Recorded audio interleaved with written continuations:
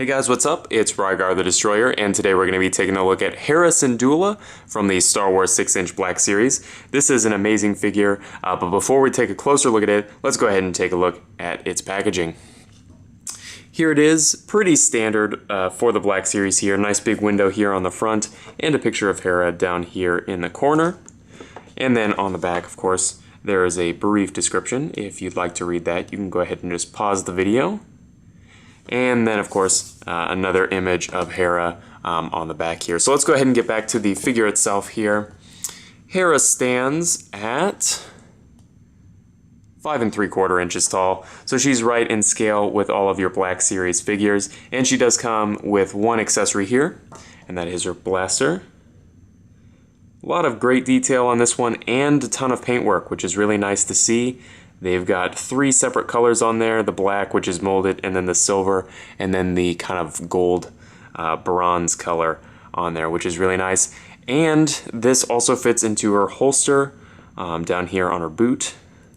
And it's a really nice tight fit there, so whenever you're posing the figure, that's not going to just pop out. It definitely is in there once it's been placed there. So as far as the articulation of this figure goes, it's pretty good. It does have some drawbacks, but we'll talk about them here. So she's got a ball peg in the head and then a hinge in the neck, which gives her a pretty decent amount of range forward, but back, of course, it is limited by her head tentacle things. They're not quite soft enough to just move out of the way, so really that's as far as you can get her head back, which is a shame. And I wish they were maybe a little bit more posable so you could bring them over the shoulders or something, but they're just not that flexible. She does have ball hinge shoulders with a nice range of motion, go up about this far, which is pretty nice, and the shoulder pad is pretty soft so it's not getting in the way. She has hinged elbows with a swivel, and then hinged wrists, again with a swivel. On this side, the hinge runs vertically through the hand, and on this one, it runs horizontally through the hand. She does have a double ball peg for her waist here, with a really great range of motion forward and back, and then of course side to side, and then it does operate as a swivel. And then this piece here is really soft, so it's not going to get in the way whenever you're crunching or anything.